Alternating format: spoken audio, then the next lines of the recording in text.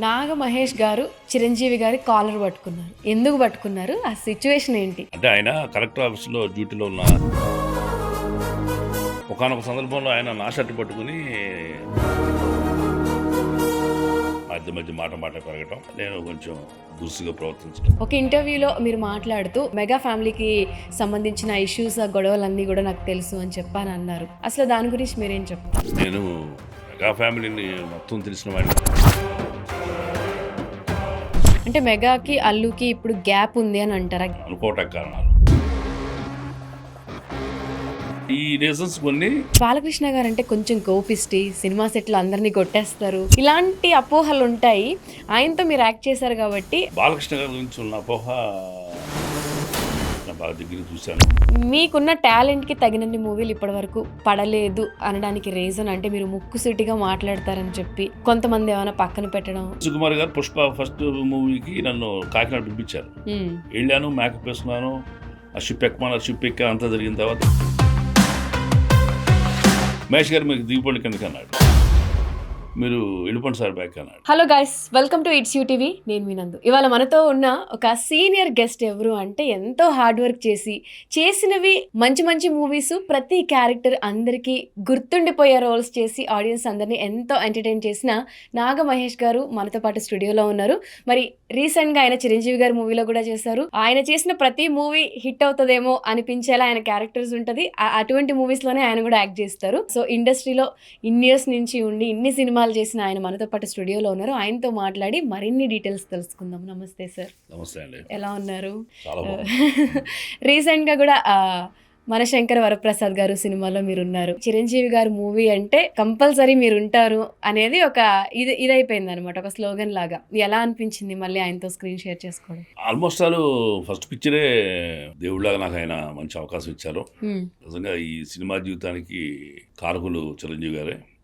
చిన్న వేషం వలన పక్కన ఒక్క ఫ్రేమ్లో కనిపించాలని అడిగితే ఆయన జీవితాన్ని ఇచ్చే ఒక మంచి వేషం ఖైదీ నెంబర్ 150లో నాకు ఇవ్వడం జరిగింది. ఆ రోజు కూడా అది చాలా మంచి అవకాశం, చాలా గొప్ప అవకాశం. ఎందుకంటే ఒక పెద్ద హీరో తోటి ఢీకొనే సన్నివేశంలో పాల్గొనడం అనేది, పైగా 500-600 మంది జూనియర్ ఆర్టిస్టుల మధ్య సోలో సీను, అంత గొప్ప ఎక్స్పోజర్ వచ్చే అవకాశం నాకు ఆ చిత్రం ద్వారా జరిగింది. అది పట్టుబట్టి చిరంజీవి గారు ఇవ్వటమే నా అదృష్టం. నాగ మహేష్ గారు చిరంజీవి గారి కాలర్ పట్టుకున్నారు. ఎందుకు పట్టుకున్నారు? ఆ సిచ్యువేషన్ ఏంటి? ఎందుకు కాలర్ పట్టుకున్నాడు? నాగమహేష్ పట్టుకోవాలా, ఇన్స్పెక్టర్ పట్టుకున్నాడు. అంటే ఆయన కలెక్టర్ ఆఫీస్లో డ్యూటీలో ఉన్న ఇన్స్పెక్టర్ నేను. ఆయనేమో కలెక్టర్కి మెమో ఇవ్వటానికి ఊరి జనాలతో వస్తాడు అనమాట. అది అతను అడ్డగించి ఆ పని జరగకుండా చూసే బ్యాడ్ ఇన్స్పెక్టర్ క్యారెక్టర్ అది అట్లా అడ్డగించడం, మధ్య మధ్య మాట పెరగటం, నేను కొంచెం దురుసుగా ప్రవర్తించడం జరుగుతుంది సీన్ ప్రకారం.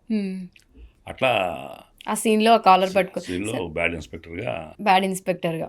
సార్, యాక్చువల్ గా అంత పెద్ద ఆర్టిస్టులు అంటే మనకు కొంచెం ఫేస్ టు ఫేస్ డైలాగ్ చెప్పాలంటేనే కొంచెం ఏదో టెన్షన్ గా ఉంటది. డైరెక్ట్ గా అంత పెద్ద సూపర్ హీరో అని ఇలా పట్టుకొని కళ్ళలోకి చూసి చెప్పడం అంటే అది కష్టం అనిపిస్తుంది కదా. ఏమైనా టేకులు తీసుకున్నారా? టెన్షన్ పడ్డారా ఆ టైంలో? ఎలా? అంటే పడిన మాట వాస్తవమే. ఫస్ట్ లో అంటే చిరంజీవి గారితో పూర్వపరిచయం ఉంది నాకు, కాబట్టి అవకాశం వచ్చింది కాబట్టి ముందు బాగా చేయగలిగా. కానీ ఒకనొక సందర్భంలో ఆయన నా షర్ట్ పట్టుకుని వాళ్ళ చెల్లెల గురించి బ్యాడ్ కామెంట్ చేస్తే నన్ను చాలా ఎమోషనల్గా కోపంగా మాట్లాడే సీన్ తర్వాత అప్పటి వరకు ఫ్లోలో టకటక సింగిల్ టేక్తో చెప్పి నేను, ఆయన నా వెరీ క్లోజ్, నాకు వయసులో ఐ కాంటాక్ట్ అయిన తర్వాత నేను మర్చిపోయాను. నన్ను మర్చిపోయాను, ఇన్స్పెక్టర్ రోల్ మర్చిపోయాను, నన్ను మర్చిపోయాను.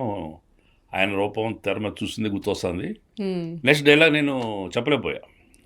ఒక టేక్ 4-5 టేక్స్ పడి నాకు పడితే అందరూ చుట్టూ వాళ్ళంతా ఇప్పుడు ఇచ్చిపోయాడు కదా, బాగా చేశాడు, ఒకసారి సడన్గా డిశ్చార్జ్ అయిపోయింది, బ్యాటరీ డిశ్చార్జ్ అయిపోయాడు ఏంటని.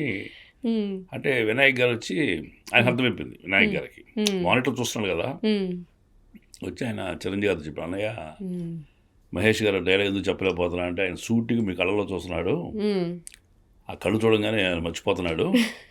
అంతకుముందు చూసి మాట్లాడాం. అంటే ఒక ఎమోషనల్ సీన్ ఆయన చేసిన తర్వాత నాకు ఆ రుద్ర రూపమే కనిపిస్తుంది. నేను కూడా దాంట్లో మీ యాక్టింగ్ చూస్తా కట్ చెప్పడం మర్చిపోయా అన్నాడు. దాంతో చిరంజీవి గారు ఒక సలహా ఇచ్చారు, మహేష్ నువ్వు కళ్ళలో చూడమాక, ఎక్కడ చూడు, మాకు కెమెరా లెఫ్ట్లో ఇటు ఉంది, ఈ సైడ్ ఓకే. ఉందనుకోండి. నేను ఇక్కడ చూసిన కెమెరాకి నేను మీ కలర్ చూసినట్టు ఉంది. లుక్ చీట్ చేశారు. లుక్ మ్మ్. చీట్ చేసాం. ఓకే. ఇక్కడ చూడు మన మ్మ్. ప్రొఫైల్లో ఉన్నాము, మ్మ్. అలా చూసినట్టు ఉంటుంది. మ్మ్. చూస్తుంటే నేను ఇక ఆయన ఈ ఏరియాలో చూస్తూ ఆ డైలాగ్ చెప్పడం, నెక్స్ట్ ఓకే చెప్పడం జరిగింది. ఓకే. అట్లా పెద్ద యాక్టర్స్ చేస్తున్నప్పుడు ఖచ్చితంగా నర్వస్నెస్ ఉంటుందండి. మ్మ్. ఎందుకంటే ఆడ ఎన్నో ఏళ్ళుగా మనం తెర మీద చూస్తున్నాం, మ్మ్. ఆరాధించున్నాం కాబట్టి ఆ ఫీలింగ్ ఉంటుంది. సో మీరు మెగా ఫ్యామిలీకి మీరు చాలా క్లోజ్ అనే విషయం అందరికీ తెలుసు. అండ్ ఇండస్ట్రీలో మళ్ళీ మీకు ఒక పునర్జన్మ ఇచ్చింది చిరంజీవి గారు అని కూడా తెలుసు. ఒక ఇంటర్వ్యూలో మీరు మాట్లాడుతూ మెగా ఫ్యామిలీకి సంబంధించిన ఇష్యూస్, ఆ గొడవలన్నీ కూడా నాకు తెలుసు అని చెప్పని అన్నారు. అందరూ ఏమనుకుంటారంటే ఇప్పుడు మెగా వర్సెస్ అల్లు ఒక డివైడర్ ఏర్పడింది. సో వాళ్ళకి వీళ్ళకి పడట్లేదు, ఫ్యామిలీలో గొడవలు ఏంటి, ఇంటెన్షనల్గా గొడవ పడినా పడకపోయినా బయట జనాలకి ఏం పోర్ట్రే అవుతుందంటే వీళ్ళిద్దరూ విడిపోయారు అని చెప్పి ఫ్యాన్స్ కొట్టుకోవడం మొదలు పెట్టారు. అసలు దాని గురించి మీరేం చెప్తారు? అదేం లేదండి, వాళ్ళు ఎప్పుడు ఒకటి వనంలో సేమే. మ్మ్. నేను మెగా ఫ్యామిలీని మొత్తం తెలిసిన వాడిని కాదు, కానీ మ్మ్. బయట జనాలకి ఉండే అభిప్రాయం చాలా తప్పది. మ్మ్. వాళ్ళు రెస్పెక్ట్ చిరంజీవి గారు కూడా అభిమానం ఉంటుంది. మ్మ్. ఇప్పుడు ఎదిగొచ్చిన తర్వాత ఎవరికైనా కొంచెం నాది అనేది మన పిల్లలకి నీ చెప్పిన నీ చేస్తా కదా, నీకెందుకు ఊరుకో మ్మ్. అని తత్వం వస్తుంది. మ్మ్. సో ఆ రకంగా వాళ్ళు ఎదిగిన తర్వాత ఏమైనా అభిప్రాయ భేదం వచ్చిందేమో జనాలు అనుకుంటా కారణం అయిందేమో, కానీ మ్మ్. ఇండిపెండెంట్గా సినిమాలు చేయటం వల్ల మ్మ్. అలాంటిది ఏమీ లేదు. మ్మ్. గారు రకాలుగా కలిసి ఉంటారు, అన్ని అకేషన్స్ కలుస్తారు, చేస్తారు. అంటే మెగాకి అల్లుకి ఇప్పుడు గ్యాప్ ఉంది అని అంటారా? గ్యాప్ నిజంగానే ఉందా? గ్యాప్ ఏం లేదండి, గ్యాప్ అనుకుంటాం తప్ప, జనాలు అనుకుంటాం తప్ప. మ్మ్. ఇండిపెండెంట్గా సినిమాలు చేసుకెళ్ళడం వల్ల గ్యాప్ ఉందనుకుంటాం, ఒకటి కారణం కావచ్చు. మ్మ్. కారణాలు చెప్తున్నాను, అనుకోవటానికి కారణాలు మ్మ్. రెండు ఏంటంటే, అప్పటిదాకా గీత ఆర్ట్స్ సినిమాలో చేసిన చిరంజీవి గారు తర్వాత మళ్ళీ కంబ్యాక్ మూవీస్తో ఆయన ఏ సినిమాతో వచ్చారు, ఆయన కొనుగోలు ప్రొడక్షన్తో వచ్చాడు ఆయన. మ్మ్. ఈ రీజన్స్ కొన్ని జనాలు అనుకోవటానికి తావిచ్చినవి తప్ప అక్కడ కారణాలంటే లేవు. మ్మ్. ఇప్పుడు సుస్మిత గారు నిన్న మనశంకర్ వరప్రసాద్ చేశారు, మ్మ్. మరి రామచంద్ర కొడుదల ప్రొడక్షన్కిను సుస్మిత గారు గోల్డ్ బాక్స్కి ఉన్న విభేదాలు ఉన్నాయని అనుకుంటామా? మ్మ్. చెప్పండి. లేదు. సేమ్ అంతేది కూడా. మ్మ్. రామచంద్ర గారు తను ఇంట్రడ్యూస్ చేయాలి, నాన్నగారిని రీఎంట్రీ నేను ఇవ్వాలి అనుకున్నారు, చేశారు. మ్మ్. జనాలు అనుకోవటాక తావిచ్చింది అంతే తప్ప మ్మ్. అక్కడ there is no differences between them. మీకు ఎప్పుడైనా సరే ఇప్పుడు రీసెంట్గా ఈ మధ్య కాలంలో కొంచెం ఎక్కువ ట్రోల్ చేస్తున్నారు కదా నాగబాబు గారిని, చిరంజీవి గారిని, ఈ పొలిటికల్గా కానివ్వండి ఏదైనా మాట్లాడినా, ఆ ట్రోల్స్ చూసినప్పుడు మీకు ఏమనిపిస్తుంది? ఇబ్బందికరంగానే ఉంటుంది. మ్మ్. అసలు వాళ్ళకి అవకాశం ఇవ్వకుండా ఉంటే బాగుండు అనిపిస్తుంది ఒకసారి. మ్మ్. మనం మాట్లాడకుండా ఉంటే బెటరు. మ్మ్. చిరంజీవి గారు ఇప్పుడు అసలు మాట్లాడరు, మ్మ్. ఆయన కామెంట్ చేసినా మాట్లాడరు. మ్మ్. జనాలకి ఏంటంటే పని పాట లేని వాళ్ళు ఖాళీ కూర్చుని ఇష్టం వచ్చినట్టుగా బిహేవ్ చేసేవాళ్ళు. మ్మ్. ఎవరైతే ట్రోలింగ్ చేస్తారో వాళ్ళకి రెస్పాన్సిబిలిటీ ఉండదు, మ్మ్. వాళ్ళ జీవితం మీద కూడా వాళ్ళ రెస్పాన్సిబిలిటీ ఉండదు. ఉన్నవాడు ఎదుటి తేలిగ్గా మాట్లాడతాడు. మ్మ్. ఇప్పుడు మనిషిని మనం మాట్లాడాలంటే మనకు స్థాయిలో ఉండాలి. ఏ స్థాయి ఉంటుందండి ట్రోలింగ్ చేసేవాళ్ళకి? మ్మ్. మెగాస్టార్ జీవితంలో ఏం చూసారు చెప్పండి? వాళ్ళకి పొద్దున్నేసి ఒక డబ్బులు చేయమనండి, క్రమశిక్షణగా ఉండమనండి. మ్మ్. 40 ఏళ్ళు 50 ఏళ్ళు రారాజుకున్నాడు ఇండస్ట్రీలో, ఏనాడు పులు మాటలు మాట్లాడా? మ్మ్. వీళ్ళ కిందకి వస్తే మాటలు ఎవరి మీద వీళ్ళు కామెంట్ చేస్తారు అంతే. మ్మ్. కాబట్టి ట్రోలర్స్ మీద నాకు చికాకే. మ్మ్. అంటే ఇప్పుడు మాట్లాడిపోతుంది, ఏదైనా అభిప్రాయ భేదం నాకు ఉండొచ్చు. చిరంజీవి గారు చెప్పిన స్టేట్మెంట్ నేను విభేదించవచ్చు, మ్మ్. నాగబాబు చెప్పింది విభేదించవచ్చు. మ్మ్. అది ట్రోలింగ్ కాదు కదా. ఆయన అభిప్రాయం చెప్తే అలా కాకుండా ఎలా ఉంటే బాగుంటుంది కదా, నా అభిప్రాయం కూడా చెప్తాం. అవును. అట్లానే నువ్వు చెప్తే సజెస్టబుల్గా ఉండాలి తప్ప, మ్మ్. అడ్వైజబుల్గా ఉండాలి తప్ప, నువ్వు నీకు ఏ అర్హత లేకుండా వీడియో. అంటే రీసెంట్గా కూడా చిరంజీవి గారు ఒక మూవీ గురించి మాట్లాడుతూ, ఈ మూవీని ఎవరికైనా చూపిస్తే విడిపోయిన భార్యాభర్తలు కలుస్తారంటే మీ ఇంట్లో నిహారికకి మీ చిన్న కూతురికి చూపించు అని చెప్పి లాస్ట్ 3 days నుంచి వైరల్. లేనివాళ్ళు ఇప్పుడు మీరు రామ అన్నా సరే బూతులనే వాళ్ళు ఉంటారండి, వాళ్ళని మనం మార్చలేము, వాళ్ళ జీవితాలు మార్చలేము, వాళ్ళని మార్చలేము. కాబట్టి మనం ఏది మాట్లాడినా రాళ్ళేసేవాడు రెడీగానే ఉంటాడు.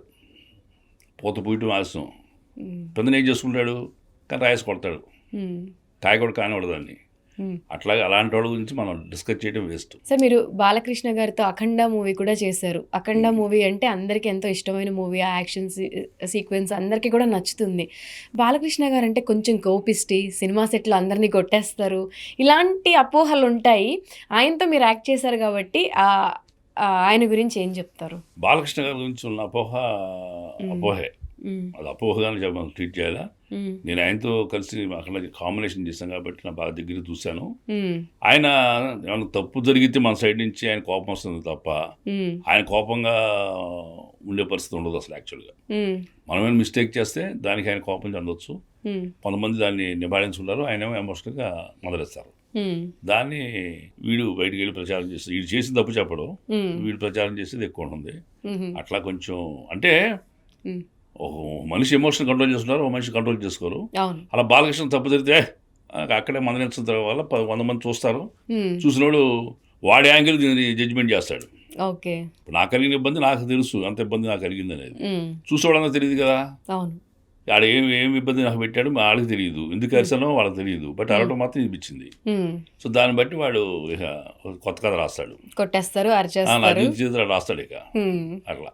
కాబట్టి బాలకృష్ణ గారితో అదేమి ఉండదు, చాలా బోళ మనిషి అయినా చాలా సరదాగా ఉంటారు లొకేషన్లో. ఆయనతో మీకు ఏదైనా ఒక మంచి మెమరీ ఉందా సార్, ఏదైనా షేర్ చేసుకోవాలి అనుకునేది? మెమరీ అంటే యాక్చువల్గా అఖండ సినిమాలో ఆయనతో కాంబినేషన్ చేసింది జస్ట్ 3-4-5 డేసే. ఆమె ఇద్దరు కలిసి వర్క్ చేసింది 4 days, 5 days మ్యాక్సిమం.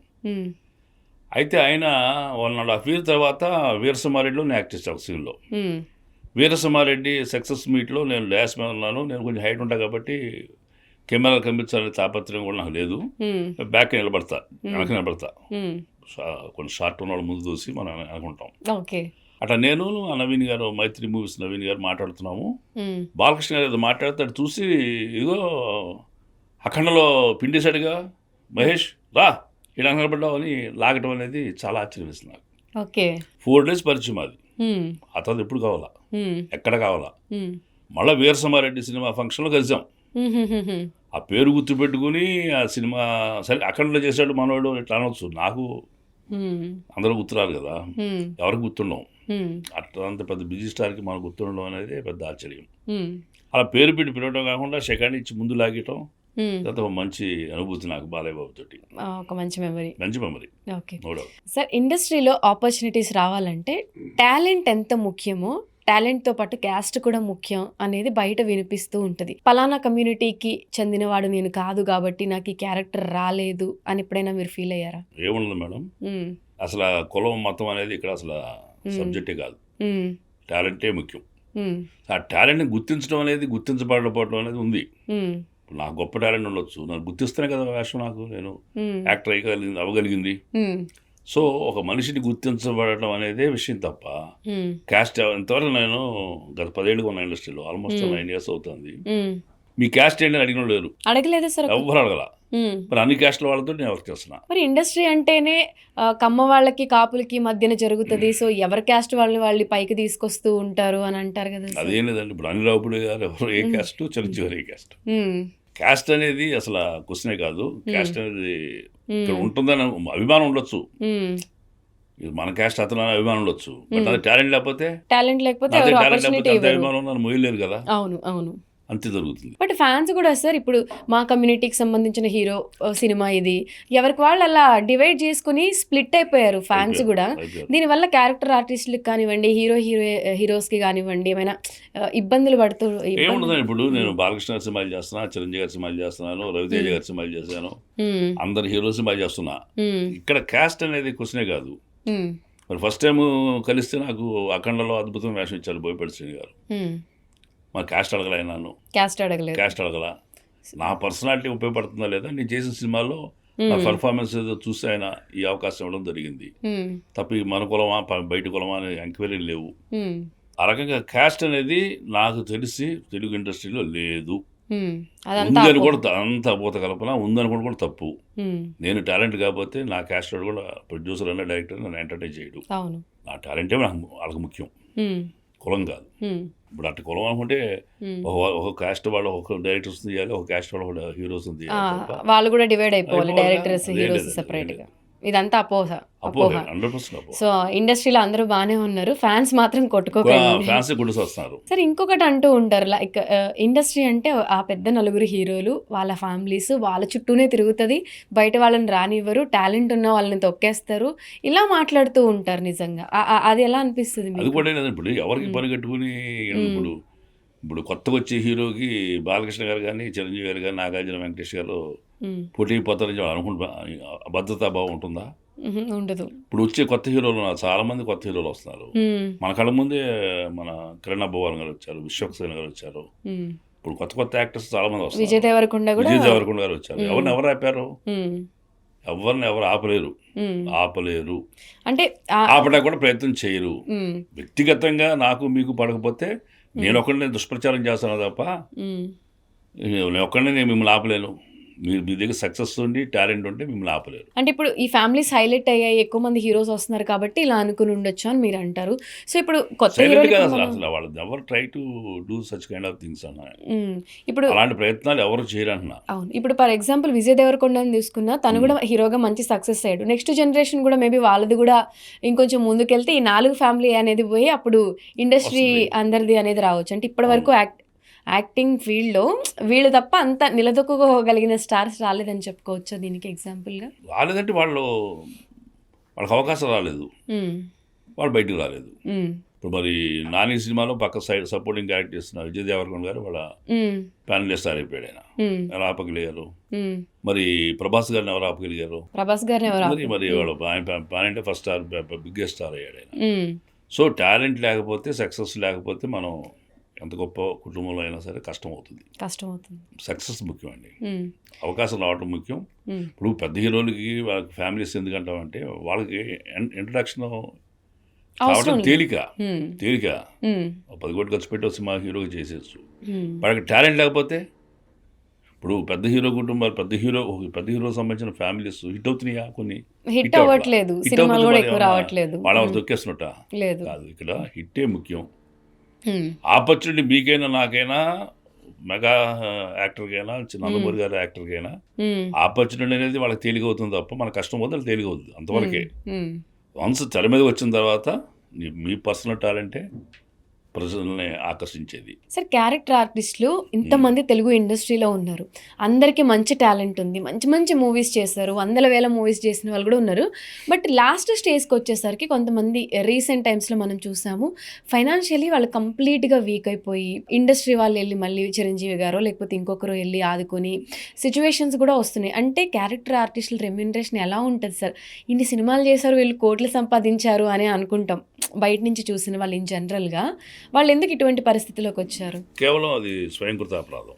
ఓకే, ఏ వ్యక్తికైనా సరే ఫైనాన్షియల్ డిసిప్లిన్ లేకపోతే కష్టకాలం దాపురిస్తుంది. అట్లా వాళ్ళు ఆ టైంలో మనం నెక్స్ట్ ఇంక 10 ఏళ్ళు వెళ్తామని నమ్మకంతో జాక్పాట్లు ఆడతాము, లేకపోతే కమాన్ అని రేసులు ఆడతాము, ఏదో రకమైన సొంతంగా వ్యాపారం చేస్తే నష్టపోవడము, ఆ రకమైన పరిస్థితి వల్ల ఆర్థిక ఇబ్బందులు, కానీ వాళ్ళు వేరే కారణాలు కావు. బేసిక్గా మీకు రెమ్యూనరేషన్ ఎలా పే చేస్తారు సార్? అంటే మీకు ఎంత ఉంటుంది రెమ్యూనరేషన్ నార్మల్గా? వేలలో ఉంటుంది, లక్షలు రాలేదు. అంటే పర్ డే ఒక 50,000 పర్ డే లెక్క ఉంటుంది. ఇప్పుడు అట్లా నడుస్తుంది. అంటే అందరికి ఒకటే ప్రైస్ ఉండదుగా. అవును, ఒక్కొక్కరికి డిమాండ్లో సక్సెస్లో ఎవరు ఉన్నారో వాళ్ళని బట్టి ఆ సక్సెస్ సినిమా బట్టి వచ్చిన క్రేజ్ని బట్టి పేమెంట్స్ వేరే అవుతూ ఉంటాయి. సో రెమ్యూనరేషన్ డైరెక్ట్గా అడిగితే ఇబ్బంది కాబట్టి సార్, మీరు ఇప్పటి వరకు తీసుకున్న రెమ్యూనరేషన్లో ది హైయెస్ట్ రెమ్యూనరేషన్ అంటే ఏం చెప్తారు? మా మనశంకర వరప్రసాద్ తీసుకున్నారు. ఎంత ఇచ్చారు? ఆడవాళ్ళ వయస్సు మగవాళ్ళు సంపాదన ఆడకూడదు. సో హైయెస్ట్ రెమ్యూనరేషన్ ఈ సినిమాకే తీసుకున్నారు. ఓకే, ఈ సినిమా సంక్రాంతికి వచ్చింది, ఎలా అనిపించింది సార్? అంటే థియేటర్లో కూర్చొని మీ బాస్ సినిమా, మీరు ఎంతో అభిమానించే సినిమా థియేటర్లో కూర్చొని చూస్తున్నప్పుడే ఎలా అనిపించింది? చాలా చాలా చాలా థ్రిల్లింగ్, ఇంట్రెస్టింగ్ అనిపించింది, ఎంజాయబుల్గా ఉంది.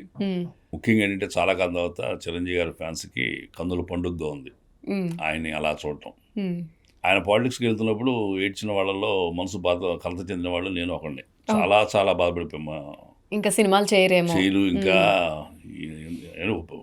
అమితమైన ప్రేమ అనిపించిన తర్వాత ఆ మనిషి కనపడరు ఇంకా మనకంటే కొంచెం బాధగా అనిపిస్తుంది. చాలా బాధపడ్డాం. మళ్ళీ ఆ బాధలంతా కూడా పటాపంచలు చేసేలా తిరిగి వచ్చారు. ఖైదీ నెంబర్ 150 తోటి మంచి భోజనం పెట్టారంటే ఇక అంత మించిన భోజనం జనాలకి, ఫ్యాన్స్కి. అందుకని మీకు థియేటర్స్ అని అవును. అబ్బాయి జోడితోటి కళకళాడిపోతున్నాయి. అవును. చెప్పారా మీరు? అంటే పాలిటిక్స్‌కి వెళ్ళినప్పుడు బాధపడ్డాను. మళ్ళీ బ్యాక్ టు ఇండస్ట్రీ వచ్చినంత మీకే సందర్భం. చెప్తున్నా. అంటే ఆ! ఇంతవరకు ఆ ప్రశ్న ఎవరు అడగల నన్ను. ఓకే. మళ్ళీ అంటే ఇంత రియల్ సక్సెస్, బ్రహ్మాండమైన సక్సెస్, ఆయన హ్మ్. ఏజ్‌ని కామెంట్ చేసినోడు కూడా చెంపదెబ్బ పెట్టేలాగా, హ్మ్. మళ్ళీ నోరెత్తి మాట్లాడకుండా. అవును. పైగానేమో ఫస్ట్ టైము ఈ మధ్య కాలంలో ఇర్రెస్పెక్టివ్ ఆఫ్ ఫ్యాన్ బేస్ హ్మ్. ఫస్ట్ షో నుంచి కూడా వెరీ వెరీ పాజిటివ్ టాక్ తోటి మొదలైన సినిమా మన శంకరవరప్రసాద్. హ్మ్. ఆ ఫ్యాన్స్ ఈ ఫ్యాన్స్ అని కాదు, సినిమా సూపర్గా ఉంది, చాలా బాగుంది, ఎంటర్టైన్మెంట్ బాగుంది అని చెప్పని అదే హ్మ్. కామెంట్స్ వచ్చినాయి. హ్మ్. అది చాలా హర్షదాయకం. సో, మీ వాయిస్ బావుంటది. మ్మ్. మీ పర్సనాలిటీ బావుంటది. విలన్‌గా బాగా యాక్ట్ చేస్తారు. మ్మ్. బట్ మీకున్న టాలెంట్‌కి తగినన్ని మూవీలు ఇప్పటివరకు పడలేదు అనడానికి రీజన్ అంటే మీరు ముక్కుసూటిగా మాట్లాడతారని చెప్పి కొంతమంది ఏమైనా పక్కన పెట్టడం అలా ఏమైనా? ముక్కుసూటి కదా అడిగితే మాట్లాడతాం, కానీ అసలు మాట్లాడడం హ్మ్. ఏమో ఇంతవరకు నిజమే. నాకు ఇద్దరు ముగ్గురు ఇలాంటి పెద్ద విలేకరులు కూడా అడిగారు, హ్మ్. జర్నలిస్టులు అడిగారు. హ్మ్. అది ఎందుకు రాలేదు, ఇంకా నా మీద నమ్మకం ఇండస్ట్రీకి కలగలేదా, చేస్తాడు చేయడనే ఇది ఉందా. హ్మ్. మరి జాంబిరెడ్డిలో మెయిన్ విలన్ చేశా, హ్మ్. అఖండాలో అవును. చిన్న పాత్ర అయినా బాగా మెప్పించాం. హ్మ్. చేస్తున్న సినిమాల్లో నేను ఫెయిల్యూర్ కాల, హ్మ్. ఇంతవరకు ఆర్టిస్ట్గా ఎక్కడ ఫెయిల్యూర్ అవ్వాల. అవును. అది చిన్న సినిమా కానివ్వండి, పెద్ద సినిమా కానివ్వండి, హ్మ్. ఆ సినిమా ఫెయిల్యూర్ అయిందేమో కానీ దాంట్లో నా యాక్టింగ్ ఫెయిల్యూర్ అవ్వాల. హ్మ్. బాగా మెప్పించిన పరిస్థితులే ఉన్నాయి అన్ని పాత్రలకి. హ్మ్. రకరకాల క్యారెక్టర్ చేశాము. హ్మ్. ఇంకా ఏదో నా దగ్గర మైనస్ ఉంది. దానికి కారణం నేను కాదు, హ్మ్. నా మీద వాళ్ళకి అభిప్రాయం ఇంకా కలగపోవటము, నమ్మకం కలగపోవటం అనిపిస్తుంది నాకు. అంటే మీ అంతట మీరెళ్లి ఎక్కడ ఆపర్చునిటీ అడగరు. వచ్చినవి మాత్రమే చేస్తున్నారు కాబట్టి లిమిటెడ్ మూవీస్ వస్తున్నాయి అనుకోవచ్చా? అది ఒక కారణం కావచ్చు. బట్ హ్మ్. ప్రయత్నం చేయకపోవటానికి బలుపేం లేదు. హ్మ్. అది కారణం కూడా కాదు. హ్మ్. అందరిని కలుస్తుంటా నేను. హ్మ్. అంటే వాళ్ళకి అంటే ఇప్పుడు ఏమైపోయిందంటే పెద్ద సినిమాల్లో గుర్తించబడ్డాను. హ్మ్. అంత పాత్రలు లేనప్పుడు ఈయన పిలవడం దేనికి? నేను మీకు ఒక ఎగ్జాంపుల్ చెప్తా. హ్మ్. రంగస్థలంలో సమంత ఫాదర్‌గా సెకండ్ సినిమాకి గొప్ప హ్మ్. అవకాశం ఇచ్చారు సుకుమార్ గారు. హ్మ్. అదే సుకుమార్ గారు 'పుష్ప' ఫస్ట్ మూవీకి నన్ను కాకినాడ పిలిపించారు. హ్మ్. వెళ్ళాను, మేకప్ వేసుకున్నాను, ఆ షిప్ ఎక్కమన్నారు, షిప్ ఎక్కాను. అంతా జరిగిన తర్వాత మళ్ళీ ఆయనకి మంచి వేషాలు చేస్తున్నాడు కదా, హ్మ్. ఇతను ఈ చిన్న వేషంలో ఇరికించడం దేనికి, హ్మ్. కిల్ చేస్తున్నామా, కెరీర్ పరంగా అతనికి ఇబ్బంది అవుతున్నామా అని. హ్మ్. మహేష్ గారు మీకు దిగిపోండి కిందకి అన్నాడు, హ్మ్. మీరు వెళ్ళిపోండి సార్ బ్యాక్ అన్నాడు. హ్మ్. నేను షాక్ అయ్యా, వెళ్ళిపోమంటారు సార్ అన్న. వెళ్ళండి, నేనేదో మిమ్మల్ని వాడదాం అనుకున్నా కానీ హ్మ్. ఇది ఇక్కడ మేము మ్యాజిక్ చేయటం కూడా ఏం లేదు, హ్మ్. పార్ట్ 2లో మంచి వేషం చేద్దు కానీ హ్మ్. వెళ్ళిపోండి అని అన్నారు. హ్మ్. అంటే నేను సరే ఓకే సార్ అయితే హ్మ్. అని బ్యాక్ వచ్చా. హుహుహు. మరి పార్ట్ కూడా చేయలేకపోయా, ఓకే. పిలిపే రాలా. అయ్యో! మరి మరి ఏమనుకోవాలి దీన్ని. మరి అసలు మీరు పరిచయం గుర్తు చేసారా? నెంబర్ ఆఫ్ టైమ్స్ కలిసాను నేను. ఓకే. వెళ్ళాను, లొకేషన్కి వెళ్ళేవాడిని, కలిసేవాడిని, హ్మ్. టీం అందరినీ తెలిసిన వాడిని. హ్మ్. అంటే కాకినాడ దాకా నన్ను హైదరాబాద్ నుంచి కారులో కాకినాడ దాకా వెళ్ళిన వాడిని. హ్మ్. మేకప్ వేసుకున్నాను, డ్రెస్ వేసుకున్నాను, అంతా అయిపోయి మరుక్షణం షార్ట్ కెమెరా రన్ అవ్వాల్సిన టైంలో హ్మ్. ఆయన డెసిషన్ మార్చుకున్నారు. హ్మ్. అంటే నా మీద గౌరవమే కదా, నా పోయిందని బాధలేదు. హ్మ్. నన్ను ఎంత మర్యాదగా ఆయన మనసులోనే ఉన్నాను. హ్మ్. మంచి వేషాలు చేస్తున్నాడు, ఇలాంటి మనిషికి చిన్న హ్మ్. వేషం ఎందుకు అని అన్నా అంటే నన్ను స్థాయిలో ఆయన గుర్తించినట్టే కదా అవును. మేబీ పార్ట్ 3లో ఏమన్నా పెద్ద ఛాన్స్ ఇస్తారేమో. అని ఉంటుంది. హ్మ్. ఇప్పుడు ఎక్కడ పోదు అది. హ్మ్. ఆ రోజు మిస్ అయింది, ఇంకా bounce back with big volume వా! హ్మ్. డెఫినెట్గా వస్తుంది. హ్మ్. అట్లా నన్ను గుర్తించారు. సుకుమార్ గారి మనసులో నేను ఒక జెంటిల్మ్యాన్ని, సుకుమార్ గారి మనసులో నేను పెద్ద యాక్టర్ని, హ్మ్. మంచి యాక్టర్ని అనే ఫీలింగ్స్ ఉండబట్టే కదా ఇది మిస్ అయింది. అది పడ్డం కష్టం కదా సార్! మీరు ఇంకా హ్యాపీగా ఫీల్ అవ్వాలి. ఏది ఆ ఆ పె పె పడకపోవడం అహా! పెద్ద యాక్టర్ అనేది సుకుమార్ గారి మైండ్‌లో పడింది అంటే అది మంచి విషయమే మంచి కదా! విషయమే కదా. హ్మ్. అంటే హ్మ్. ఇప్పుడు ఆ వేషానికి ఇతను వద్దు అనుకున్నాడంటే హ్మ్. సూటబిలిటీ కాదు, హ్మ్. చేసేయచ్చు నేను. హ్మ్. బట్ ఆయన దృష్టిలో నేను హ్మ్. అది చాలా చిన్న వేషం, హ్మ్. అంత పెద్ద యాక్టర్ ఇది ఇచ్చారేంటి అని అనుకుంటారేమో అని ఫీల్ ఈయన అనుకున్నారంటే హ్మ్. దాన్ని ఆయన చాలా గొప్పగా చూసినట్టే, అవును. ఆయన అవును. మనసులో గొప్పగా ఉన్నట్టే. హ్మ్. అంచేత నాకు హ్మ్. డిసప్పాయింట్మెంట్ అనిపించలేదు. I take it in very positive way. హ్మ్. మరి చెప్తున్నాగా మళ్ళీ హ్మ్. బౌన్స్ బ్యాక్ నెక్స్ట్ అవుతుంది. నెక్స్ట్ నెక్స్ట్ మూవీలో విత్ అనుకోవచ్చు. బిగ్ సైజ్ వస్తుంది అది. హ్మ్. సార్ పొలిటికల్‌గా మీరెవరికైనా సపోర్ట్ చేస్తారా? పాలిటిక్స్. పొలిటికల్గా అంటే మొన్న నేను జనసేనకి తరపున, ఈ హ్మ్. కూటమి తరపున లాస్ట్ ఎలక్షన్స్కి హ్మ్. 7-8 సెంటర్స్లో చేశాను. కైకలూరు, హ్మ్. విజయవాడ, హ్మ్. నూజివీడు, పటాపురం, మన పవన్ కళ్యాణ్ గారికి, హ్మ్. బీజేపీ మద్దతుదారుడైన ఆయన కామినేని శ్రీనివాస్ గారికి, హ్మ్. భీమవరం, హ్మ్. అట్లా చేశాను. ఫస్ట్ టైం నేను చేయడం కూడా. ఓకే. మచిలీపట్నంలో హ్మ్. పెడన నియోజకవర్గం ఎమ్మెల్యే హ్మ్. అందరు గెలిచారనుకోండి, ఓకే. అదృష్టం. వాళ్ళు కూడా అందరూ సక్సెస్ అయ్యారు. హ్మ్. మచిలీపట్నం మొదలుపెట్టి పిఠాపురం దాకా వెళ్ళి మళ్ళీ బ్యాక్ వస్తూ భీమవరం, కైకలూరు హ్మ్. అని చేసి వచ్చాం. మీ ఫేవరెట్ పొలిటీషియన్ ఎవరు? మా పవన్ కళ్యాణ్ ఇప్పుడు ఆయన పవన్ కళ్యాణ్ తమ్ముడు. పవన్ కళ్యాణ్ గారు పవన్ కళ్యాణ్ గారు. అలాంటి రాజకీయ నాయకుడు ఇండస్ట్రీలో ఎక్కడ కనపడదు మనకి వాళ్ళు. ఆయనతో ఎప్పుడైనా ఎక్కువ మాట్లాడడము ఎలక్షన్స్ టైంలో మూవీస్ ఏమన్నా? ఎలక్షన్ టైంలో ఇప్పుడు ఆయన పర్సనల్ కావలేదు. హ్మ్. ఉస్తాద్ భగత్ సింగ్ ఫస్ట్ స్టార్ట్ అయినప్పుడు ఒక షెడ్యూల్ జరిగినప్పుడు నేను యాక్ట్ చేశాను. ఓకే. ఆయన కాంబినేషన్ చేశా. హ్మ్. చేసినప్పుడు నా పేరు నాగమహేష్ అని హ్మ్. అది తెలుసని నా భుజం తట్టడం జరిగింది. నేను ప్రజారాజ్య పార్టీ టైంలో కొంచెం యాక్టివ్ కార్యకర్తనే. ఓకే. చిరంజీవి గారితో పాటు ఓ. అక్కడే పరిచయం నాకు చిరంజీవి గారు. ఓకే. అప్పుడు ఈయనకి తెలిసి ఉండొచ్చు నేను. హ్మ్. అది నేను చెప్పంగా పరిచయం చేసుకోగానే తెలుసు నాకు అన్నట్టుగా చేశారు. ఆ తర్వాత ఎలక్షన్ క్యాంపెయిన్కి వెళ్ళా. సో ఇండస్ట్రీలో మనకి ఒక పొలిటీషియన్తో ఒక పెద్ద హీరో సపోర్ట్ ఉంటేనే మనం నిలబడగలమా? ఇది మీ పాయింట్ ఆఫ్ వెర్షన్లో చెప్పండి. మీకు కాకుండా మిగతా ఆర్టిస్టులకి ఎలా ఉంటుంది? అది తప్పు. అది తప్పు. ఇప్పుడు పెద్ద హీరో గారు సపోర్ట్ ఉన్నా మ్మ్. ఆయన ఆ సినిమాకి ఆయన ఇస్తారు, కానీ ప్రతి మందికి ప్రమోట్ చేయండి అని అనలేరు కదా. మ్మ్. ఆయన వరకు ఆయన చేసే సినిమాలో వేషాలు వస్తుంటాయి. మ్మ్. బట్ మనకు వచ్చిన అవకాశాలు మనం వినియోగించుకోకపోతే మ్మ్. ఇంక రెండో అవకాశం రాదు. మ్మ్. ఇప్పుడు ఖైదీ నెంబర్ 150లో చిరంజీవి గారు, నో డౌట్ చిరంజీవి గారే ఆ వేషం మ్మ్. మహేష్ చేస్తాడని ఫిక్స్ అయ్యి చేయించారు. మ్మ్. అది చూసి సుకుమార్ గారు ఎవడు రాడు అంత కాన్ఫిడెంట్గా యాక్ట్ చేస్తాడని చెప్పి రంగస్థలం పిలిచారు. మ్మ్. నాతో అరగంట సేపు మాట్లాడేసరికి ఆయనకి నా దగ్గర ఉన్న కొన్ని క్వాలిటీస్, నేను రైటర్ని, మ్మ్. స్వాతి వార్పత్రికలు కథలు రాసిన వాడిని, మ్మ్. ఈ విషయాలన్నీ ముచ్చటని చెప్పేసరికి మ్మ్. ఆయన నా మీద చిన్న గౌరవం పెరిగి మ్మ్. ఏదో చిన్న వేషం అనుకుంది సమంత ఫాదర్ చేశారు. ఓకే. అది సక్సెస్ అవ్వబట్టి మళ్ళీ నాకు ఇంకో సినిమా అవకాశం వచ్చింది. మ్మ్. ఎప్పటికప్పుడే అవును. ఆ సినిమాలో మన పెర్ఫార్మెన్స్ బాగోపోయినా, ఆ సినిమా హిట్ కాకపోయినా, మ్మ్. పెర్ఫార్మెన్స్ బాగుండే సినిమా హిట్ కాకపోయినా గుర్తించబడం. అవును. రంగస్థలంలో అసలు ఆ క్యారెక్టర్ సమంతాని తిట్టడము అదంతా కూడా అసలు సూపర్ హైలైట్ క్యారెక్టర్ అది. ఎక్కడ పేరు పెట్టడానికి లేదు. తాగుబోతుగా ఎక్కడ పేరు అసలు ఎక్కడ పెట్టడానికి తాగించకుండా నాకు ఆ? ఉమ్, ఎక్కడ తాగినట్టు చూపించలా సుకుమార్ గారు. ఉమ్, వాడు తాగుబోతుగా నన్ను కనిపించేలా చేశారు. అవును.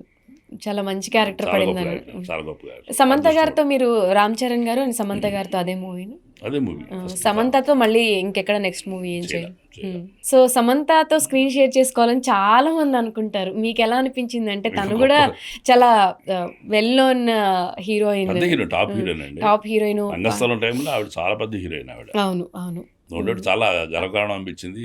For that I'm very very thankful to mister Sukumar గారు. ఉమ్, రెండో సినిమాకి నేను ప్రయత్నం చేయకుండానే అదృష్టంలా వచ్చింది నాకు. ఓకే. ఆయన చూసి, ఖైదీ చూసి, ఉమ్, 150 చూసి ఆయన ఇంప్రెస్ అవ్వటం, పిలిపించటం, ఉమ్, అట్లా రెండో సినిమాకి నాకు రంగస్థలంలో సమంత పాదం చేసేయటం, ఉమ్. ఇవన్నీ చాలా యాదృచ్ఛికంగా కలిసి వచ్చిన అదృష్టాలు. సమంత ఏమైనా మిమ్మల్ని అప్రిషియేట్ చేయడము ఆ క్యారెక్టర్? అప్రిషియేట్ చేయలేదు కానీ but she cooperated very much అండి. ఫస్ట్ అసలు పరిచయం చేయడమే సుకుమార్ గారు పిలిచి, ఆవిడకి పిలిచి శ్యామ్ హిజ్ యువర్ ఫాదర్ అని నన్ను పరిచయం చేయడం జరిగింది. అట్లా ఆవిడ నన్ను చూసేసరికి నేను మేకప్లో నల్లగా అగ్లీగా ఉన్నాను, దరిద్రంగా. ఆవిడ చూసింది ఆ కొండలో ఉన్న మనిషిలా ఉంది, పక్క వెళ్ళిపోయింది ఆవిడ. ఓకే. ఈయన సుకుమార్ గారే వెళ్ళి మాట్లాడండి ఇప్పుడు అంటే, నేను వెళ్ళి కాస్త ఇంగ్లీష్లో ఆవిడతోటి, అంటే చిరిగిపోయిన బనీను, మాసిపోయిన బనీను, లాగు, ఈ కళ్ళ దగ్గర మేకప్లు, మొహం కూడా డార్క్ చేసి ఓకే. చాలా నీచంగా చేశారు. దాంతో ఎవరో ఆర్టిస్ట్ ఉంది ఆవిడ. నేను వెళ్ళి కాస్త ఇంగ్లీష్లో, madam I have seen that movie Khaidi number 150 అంటే, నేను చూడలేదండి ఇంకా, దాంట్లో మంచి వేషం చేశానని చెప్పటం. ఓహో ఆర్టిస్ట్ ఉంది. తర్వాత సీన్ చేస్తుంటే తెలిసిపోద్దిగా డైలాగ్ చెప్తున్నప్పుడు ఏ పార్టీ సామర్థ్యం నా మనసులో.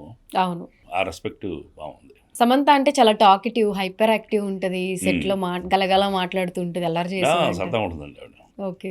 సో రామ్ చరణ్ గారు అంటే వాళ్ళ నాన్నగారితో మీకు చాలా ర్యాప్ ఉంది, ప్రతి మూవీలో ఉంటారు కాబట్టి అసలు ఆయనతో మీకు ఎలా ఉంటుంది ఆ బాండింగ్? ఈ వాజ్ మై ఫస్ట్ ప్రొడ్యూసర్ కదా, ఖైదీ నెంబర్ 150 ప్రొడ్యూసరే రామ్ చరణ్ గారు. అవును, అవును. పైగా నేను సీను నాన్నగారితో చేస్తున్నప్పుడు, చిరంజీవి గారితో చేస్తున్నప్పుడు చరణ్ బాబు లొకేషన్ ఉన్నాడు. ఆ సీను చేసి నిలబడే ముందు ప్రాసెస్ ఉంటుంది కదా, ఇది ఇతనికి ఎందుకు ఇవ్వాలనో, ఇతనికి ఎందుకు ఇచ్చారనో, వాట్ ఈస్ ద రీజన్. ఎందుకంటే ఒక కొత్త ఆర్టిస్ట్కి అంత మెగాస్టార్ని ఢీకొనే పాత్ర ఎవరండి? అవును. ఎక్కడ కూడా జరగదు అది. అవును. దేవుడు రాసిపెట్టిన డివైన్ మూమెంట్. నేను చిరంజీవి గారిని చిన్న వేషంలో అన్నయ్య అంటాం. ఆయన మనసులో నా మీద అంత ప్రేమ ఉందనే విషయం ఆ పాత్ర ద్వారా నాకు తెలిసింది. అయితే 500 మంది జూనియర్ ఇప్పుడు సోలో సీన్ అంటే గంట పోయినా మన బాధ లేదు. 500 మంది జూనియర్ ఆర్టిస్టులు అరౌండ్లో ఉండగా, లొకేషన్లో ఉండగా, సోలోగా చిరంజీవి గారిని షర్ట్ పట్టుకుని మ్యాన్ హ్యాండింగ్ చేసే రూడ్ అండ్ రత్లెస్ క్యారెక్టరు కొత్త ఆర్టిస్ట్కి ఎక్కడ ప్రూవ్ చేసుకోబడు. యాక్ట్ చేయాలి అంతకుముందు ఎక్కడ ఈ మధ్యకాలంలో చేయలే. అవును. బేసిక్ నేను యాక్టర్నే, స్టేజ్ యాక్టర్నే. అంతకుముందు గతంలో 23 ఏళ్ళు గ్యాప్ నాకు ఇండస్ట్రీకి. 23 years తర్వాత మళ్ళీ నేను రీఎంట్రీ ఇచ్చా. ఎవరు తెలియదు నేను యాక్టర్ అని. అవకాశం ఇచ్చిన వాళ్ళకి రంగస్థలం వేరు, మూవీస్ వేరు కదా సార్. అంటే అక్కడ చేసిన వాళ్ళు స్టేజ్ ఆర్టిస్టులు ఉంటారు, బట్ ఇండస్ట్రీలో అందరూ గుర్తుపెట్టుకునే అక్కడ ఆర్టిస్టులు గుర్తుపెట్టుకున్న నాటకాలు చూడట్లేదు. అవును. నేను యాక్ట్ చేసినప్పుడు ఉన్నవాడు ఇప్పుడు లేరు అసలు. ఓకే. నేను చనిపోయిన వైజాగ్ ప్రసాద్ గారు కలిసి స్టేజ్ చేశాము, ఎంతో నాటకం చేశాము. సో నేను అంత పెద్ద యాక్టర్ను అసలు ఎంత చిన్న యాక్టర్ను అనేది ఎవ్వరు తెలియదు. బట్ చిరంజీవి గారికి ఆ పాత్ర చేస్తాడని నమ్మకం కలగటమే గొప్ప విచిత్రం. అది నా అదృష్టం. ఆయన ఇవ్వటం అనేది. ఆ డైలాగ్ చెప్తారా సార్, చిరంజీవి గారితో కాంబినేషన్ లో చేసిన డైలాగ్? చిరంజీవి గారి కాంబినేషన్లో నేను చేసిన డైలాగ్లో చిరంజీవి గారు మెచ్చుకున్నది ఒకటే ఒక చోట ఉంది. అది ఎప్పుడంటే చిరంజీవి గారిని షర్ట్ పట్టుకున్న క్షణంలో ఈ చుట్టూ ఉన్న జనాలు అరుస్తారు, అరుస్తారు. వినాయక్ గారు నా యాక్షన్ తీసుకుంటూ, మహేష్ గారు ఇక్కడ ఉన్న 500 మంది వాయిస్ నిమించి మీ వాయిస్ నిమించాలి నాకు అన్నాడు ఆయన. ఓకే. నేను చంపేస్తా అని ఒక్కొక్క మనసులో బూతులు తిట్టుకుంటా అట్లా చూస్తుంటే ఈ డైరెక్షన్లో ఉన్న సిస్టర్ భయంగా అన్నయ్య అంటది. అట్లా ఎమోషనల్గా చూస్తున్న వాడిని ఆ అమ్మాయిని చూసి చెల్లిలా మొహం పెట్టి కొంచెం ముందుకు వంగి షర్ట్ పట్టుకున్న వాడిని కాలా సర్జ్ చేస్తూ ముందుకు వంగి మొహం పెట్టి చెల్లినా తోడబుట్టిందా లేక నీలాగే ఊరికి పుట్టిందా అనే డైలాగ్ అవగానే చిరంజీవి గారు క్లాప్స్ కొట్టారు. ఓకే. కొట్టి చాలా ఎమోషనల్ క్లాప్స్. మహేష్ మోడలేషన్ చాలా బాగుందయ్యా, చాలా బాగా చేసావు, రేపు డబ్బింగ్లో అలా చెప్పాను, వెరీ గుడ్ అన్నాడు ఆయన. అట్లా అమ్మ పాస్ అయిపోయాము. ఒక ఎగ్జామ్ కంప్లీట్ అయిపోయింది. అయితే ఓకే. బేసిక్గా మీరు ఎక్కువ బేస్ వాయిస్తో విలన్గా నెగిటివ్ క్యారెక్టర్స్ ఎక్కువ చేస్తారు కాబట్టి, అంటే రియల్ లైఫ్లో ఎవరైనా ఎప్పుడైనా మిమ్మల్ని అన్నారా ఆ విలన్ లానే కనిపిస్తున్నారు అన్నట్టు? చూసిన అంటారు కొంచెం గంభీరంగా ఉంటారు కానీ అండి, అసలు మీరు మీతో మాట్లాడేదాకా గంభీరంగా అనుకుంటారు అవును, సీరియస్ పర్సనాలిటీ ఏమని. బట్ వన్స్ మాట్లాడుతూ మొదలుపెట్టిన తర్వాత ఇంకో రకంగా అనుకుంటారు. రంగస్థలం ఆర్టిస్టులు అంటే బేసిక్గా అప్పట్లో ఇప్పట్లో మనకి డైరెక్టర్స్ ప్రాంప్టింగ్ ఇవేమి ఉండవు కదా, పెద్ద పెద్ద డైలాగ్స్ అన్నీ ప్రాక్టీస్ చేసి చెప్పాలి, అది చాలా కష్టం అంటూ ఉంటారు. మీకు ఏమైనా గుర్తున్నాయా సార్? అంటే మీరు రైటర్ కూడా కాబట్టి మీరు రాసినవి కానివ్వండి, మీకు నచ్చినది ఏదైనా డైలాగ్ ఉందా? నేను నాటకం భలే పెళ్ళి అని ఒక నాటకం చేశాము. ఆ నాటకంలోనేమో నేను గుమ్మడి గారిలాగా ఏజ్డ్ పాత్ర, వైజాగ్ ప్రసాద్ ఏమో యంగ్ క్యారెక్టరు. వైజాగ్ ప్రసాద్ గారు చేస్తా, నువ్వు నేను సినిమాలో చేశాను. ఆయన యంగ్ క్యారెక్టర్ ఆయన చేస్తే ఓల్డ్ క్యారెక్టర్ నేను చేశా. దాంట్లో నా పాత్ర పేరు గరుడాచలం నాయుడు. అది ఫస్ట్ నాటకం నేను చేసినప్పుడు విజయవాడ 86లో 1986. మీరు పుట్టారు పుట్టలేదు అప్పుడు? 1986 దగ్గరలో కూడా లేదు, చాలా దూరం ఉన్నారు. అప్పుడు విజయవాడ జిఎస్ఆర్ పరిషత్తులో తుమ్మలపల్లి కళాక్షేత్రంలో ఫస్ట్ నాటక ప్రదర్శనలో నేను స్టేజ్ ఎక్కడం జరిగింది. జీవితంలో ఫస్ట్ టైం అదే స్టేజ్ ఎక్కడం. డైలాగ్ అంటే ఒక ఆపోజిట్ క్యారెక్టర్ని అడుగుతా సీరియస్గా వచ్చి, జగన్నాథం నాయుడు గారు తమరేనా ఏంది? అవును, నువ్వెవరు అంటాడు. గరుడాచలం నాయుడు, నెల్లూరు. ఇట్లా గంభీరమైన వాయిస్ తోటి ఫస్ట్ టైం స్టేజ్ ఎక్కిన దడదలాలు ఇచ్చాం. అంటే నిజంగానే సార్ మీరు మాట్లాడుతుంటే చాలా నార్మల్గా జనరల్ టాక్ మాట్లాడుతున్నట్టు, అంటే వాయిస్ కూడా అంత నార్మల్గా వస్తుంది. బట్ డైలాగ్ చెప్పి యాక్షన్ అనేసరికి ఇంకా బేస్ వాయిస్ అంటే బేస్ వాయిస్ అనేది అన్నిటికి కూడా బాగోదు. బట్ సందర్భానుసారం అది కొన్ని పాత్రలు అది చాలా ఉపయోగపడుతుంది. నవరసాలు ఇవన్నీ ఉంటాయి కదా సార్, ఇప్పుడు అవన్నీ మీరు నేర్చుకున్నారా? ఎలా నేర్చుకున్నారు? అంటే ఏదైనా ఒక డైలాగ్తో చేయొచ్చా? అంటే ఇప్పుడు నేను ప్రాక్టీస్ చేయలేదు కానీ ఆ సందర్భానికి వస్తుంది అది. ఆ సందర్భం వచ్చినప్పుడు ఆ క్యారెక్టర్లో ఆ డెప్త్ ఉన్నప్పుడు ఖచ్చితంగా మనం ఫీల్ అవుతాం. ఉమ్, నటన అంటే నా దృష్టిలో ఫీల్ అవటమే. ఉమ్. నటన అంటే ఏంటంటే మీరు నా కూతురు అనుకుంటే కూతురులాగానే నేను ఇన్వాల్వ్ అయ్యి చేయాలి. ఇన్వాల్వ్ అయ్యి చేయటం. ఉమ్, ఆ కాసేపు కూతురు అంటే కూతురులా ఉంటుంది ఉమ్. అట్లా. ఓకే, ఏ క్యారెక్టర్ చెప్తే ఏ క్యారెక్టర్ ఆ దాంట్లోకి క్యారెక్టర్కి వెళ్ళటం. ఇన్వాల్వ్ అయిపోతారు. మ్మ్. సరే, ఇప్పుడు సీనియర్ యాక్టర్స్కి ఈ మధ్య కాలంలో ఛాన్సులు బాగా తగ్గుతున్నాయి, అంత స్కోప్ ఉండట్లేదు, తెలుగు ఇండస్ట్రీలో తెలుగు వాళ్ళని తీసుకోవట్లేదు, తెలుగు వాళ్ళకి ఛాన్సులు కరువైపోయినాయి అని మాట్లాడతారు. అది నిజమేనా? అయితే మీరు 2 రకాల ప్రశ్నలు. ఒకటి సీనియర్ యాక్టర్స్కి అవకాశాలు లేవంటే మ్మ్. ఇప్పుడు వస్తున్న సినిమాలన్నీ కూడా యంగస్టర్స్ని మీద బేస్ అయిన సినిమాలే. అవును. మీరు రీసెంట్గా వచ్చే సినిమాలను చూడండి, అంత యూత్ఫుల్ మూవీసే తప్ప మ్మ్. ఒక ఫాదర్ ఉంటే కూడా కష్టం, ఒక మదర్ ఉంటే కూడా కష్టం యాక్టర్స్కి. మ్మ్. మ్మ్. అలా సీనియర్ యాక్టర్స్ కంటే ఇంకా అలాంటి తాత క్యారెక్టర్స్ లేకపోతే బాబాయ్లు పెదనాళ్ళు మ్మ్. ఇట్లా ఫ్యామిలీ డ్రామా స్టోరీస్ మిస్ అవుతున్నాం.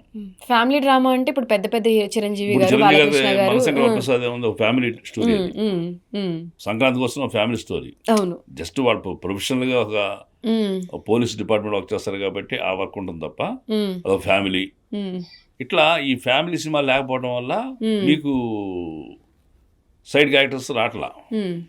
ఆడవాళ్ళకి పిన్నులు లేరు, పెద్దమ్మలు లేరు, అమ్మలు లేరు, మ్మ్.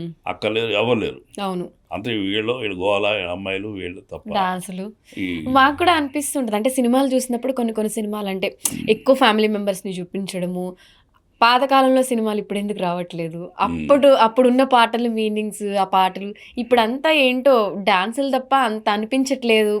అలాంటి సినిమాలు వస్తే బాగుంటుంది అని అనిపిస్తూ ఉంటుంది. అవును, ఇప్పుడు అదే మిస్ అవుతుంది. ఏంటంటే జనాలకి ఆ ఎమోషన్స్ కనెక్ట్ కాకపోవటం, ఆ ఎమోషన్స్ ఇచ్చేంత ఇదిగా యూత్ఫుల్గా లేకపోవటం మిస్ అవుతున్నారు.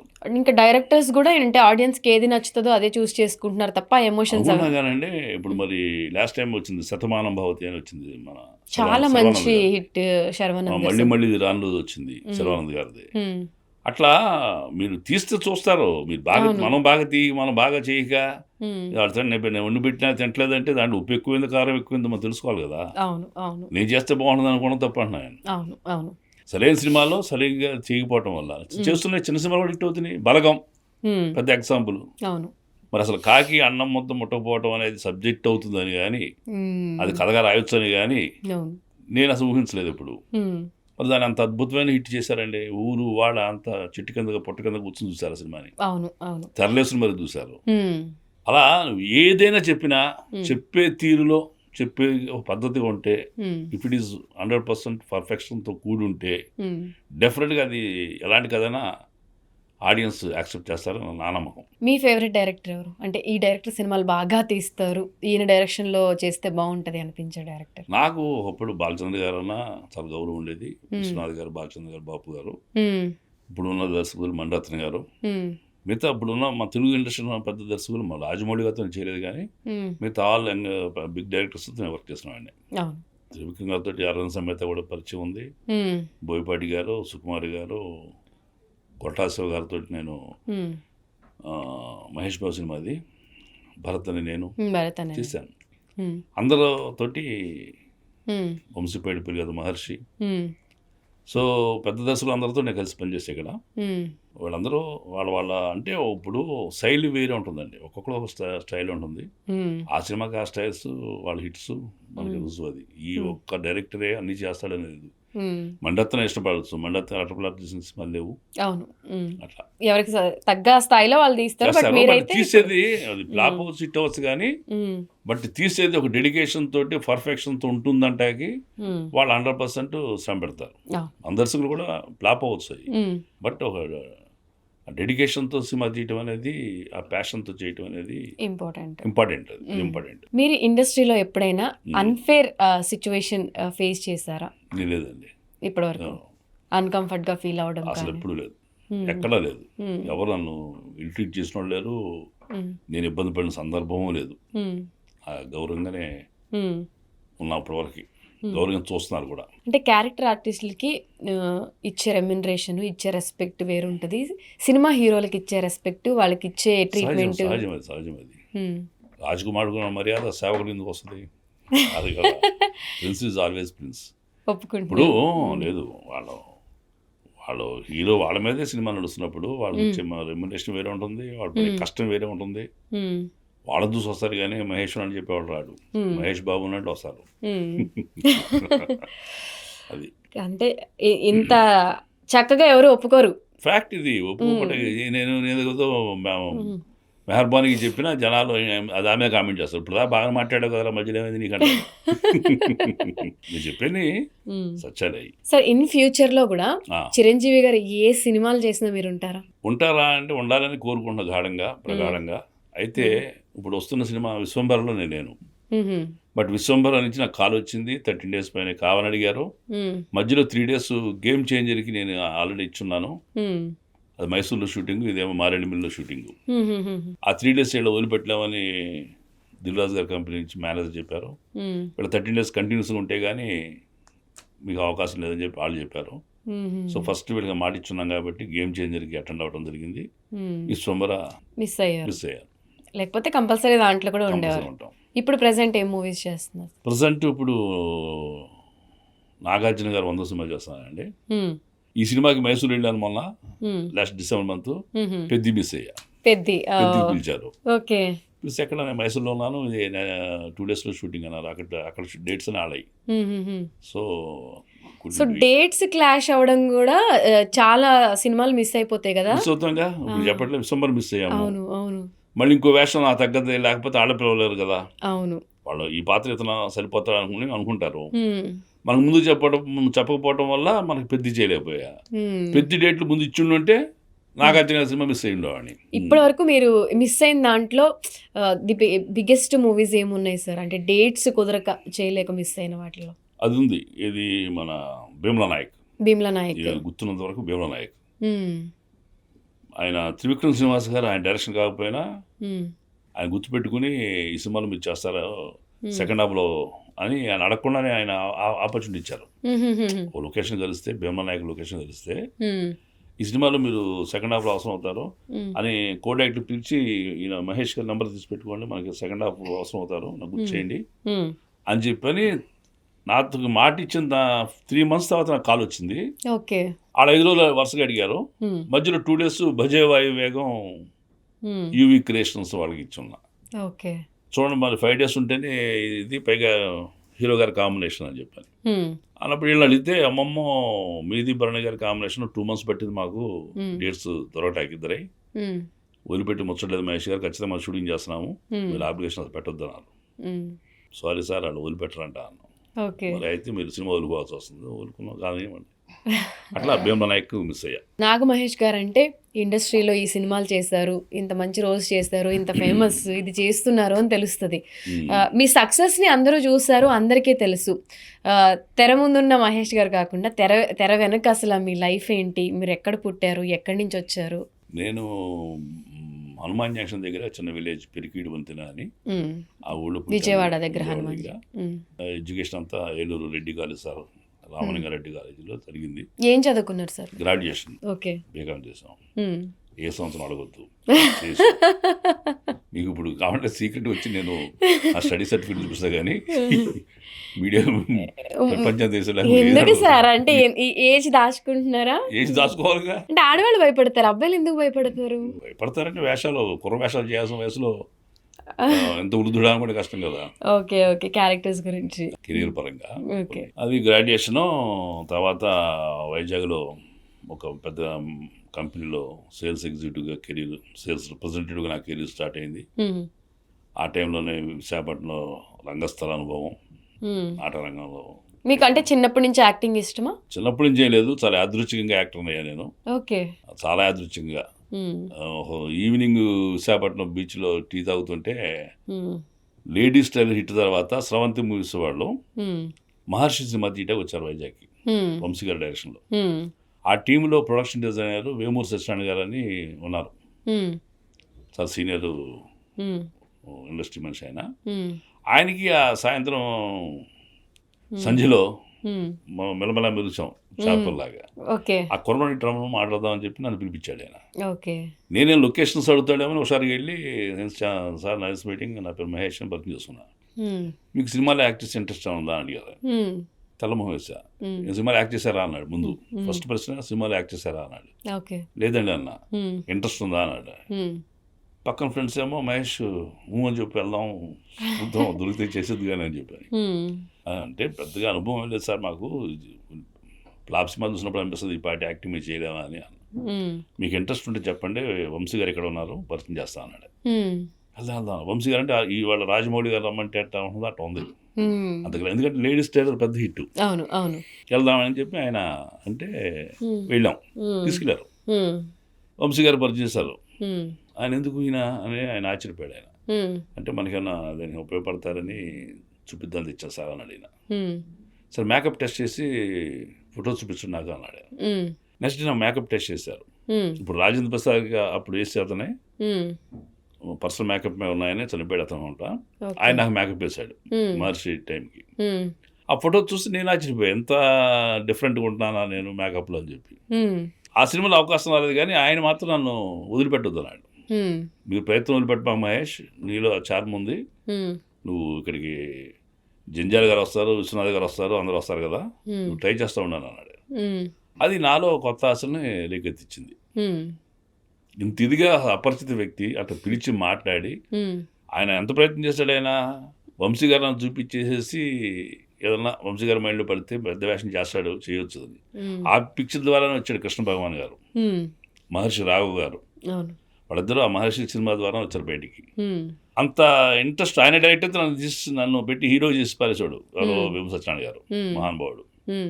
ఆయన కలగజేసిన అభిప్రాయం, నేను నాలో నటుడు ఉన్నాడంట, దాగి ఉన్నాడంట, వాడు బయట తేవాలనే ప్రయత్నం. సెకండ్ ఎప్పుడైతే ఆయన ఇచ్చిన మాటలు కొంచెం స్ఫూర్తినిచ్చినాయి.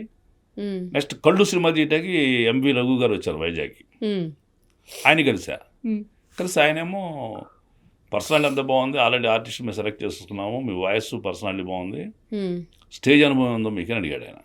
నేను లేదు సార్ అన్న, అది కూడా మీరు ప్రాక్టీస్ చేసి ఉంటే బెటర్ కదా, అన్ని రకాలుగా పరిపూర్ణంగా ఉంటుంది కదా సలహా ఇచ్చారు. అప్పుడు అసలు నేను మన దగ్గర ఆ విషయం ఉందా లేదా, ఊరిని ఆ విగ్రహం ఉంది కానీ ఆ ఇది ఉందా లేదా, టాలెంట్ ఉందా లేదా అని పరీక్ష కోసం అని మా గురుగారిని దగ్గరికి వెళ్ళటం, ఒక పెద్ద ఆయన పరిచయం చేయటం, ఆయన గురించి చెప్పటం, నేను అడ్రస్ ఎత్తుకుని వెళ్ళటం, నా ఇట్లా వచ్చిందా అవకాశం. ఈ సినిమా టెస్ట్ ఉండదు మా గురువు మిశ్రో గారికి.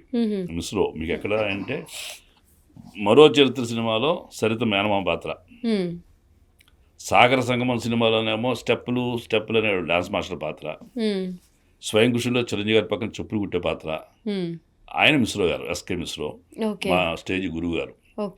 ఆయన కలవటం, ఆయనకి సినిమా పట్ల ఉన్న తృణప్రాయమైన అభిప్రాయం, సినిమా కోసం ప్రయత్నం చేస్తున్నాడు, మన దగ్గరికి రానివాడు.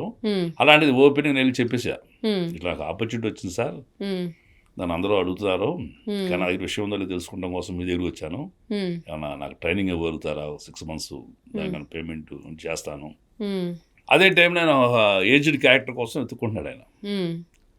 అట్లా ఇమీడియట్గా నాకు ఆపర్చునిటీ రావటం, 2 months ప్రాక్టీస్ తర్వాత స్టేజ్ ఎక్కించటం, స్టేజ్ మీద బాగా చేయగలగటం, మొత్తానికి నేను యాక్టర్ అనే విషయం నాకు తెలిసింది.